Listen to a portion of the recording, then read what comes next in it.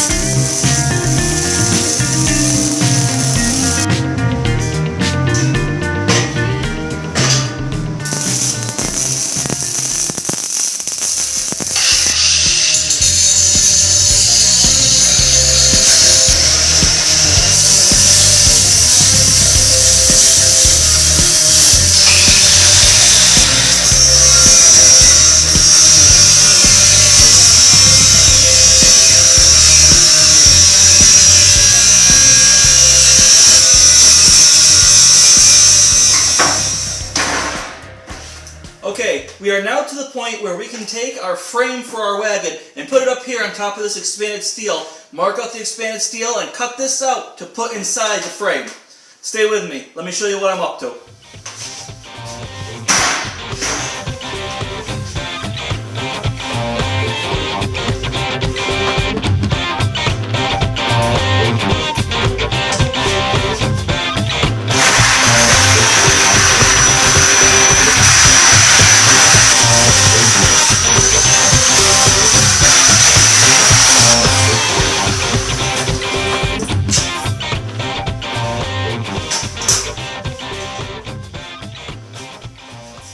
Piece of expanded steel all cut, it's ready to go and be fit into place. I'm going to go ahead and get this set before I weld it.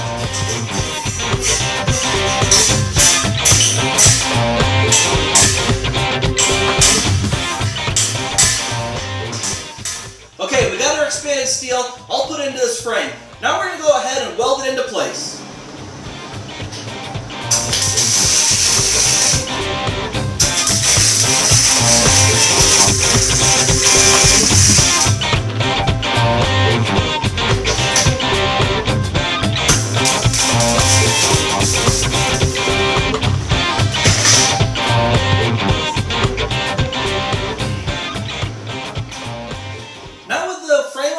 Expanded steel welded into place, we're ready to go ahead and start putting the wheels and axle assemblies onto here.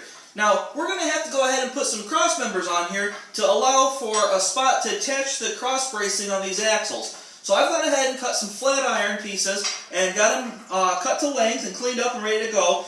And I have the wheels just clamped onto place here with these yellow clamps. Now, I'm measuring this to see where I want this piece of cross bracing to be. We want it the same distance on both sides, and we want it centered. So what I've done is I've gone ahead and I've set it on here. I've set it right in the place where I'm going to actually be using it. And now I'm going to go and measure from the back of the frame to the end of the metal cross bracing. I have 8 1/4 here and 8 1/2 here. Gotta adjust it. Okay, 8 1/4, 8 1/4. Now I'm going to go ahead and tack this into place. Measure twice, only do the job once. Make sure nothing moved. You are good.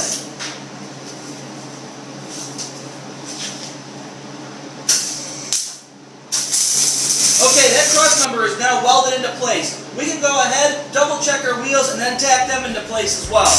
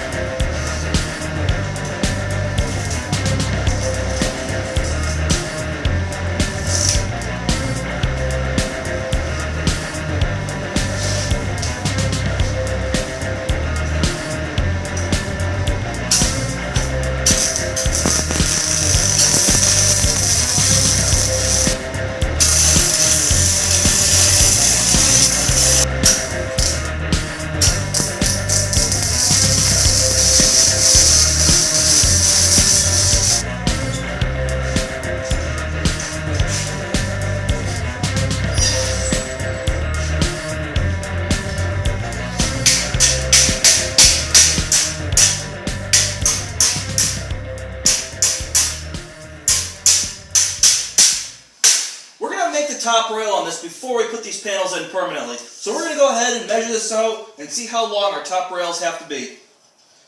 22 1/2 inches here, 22 1/2 inches here.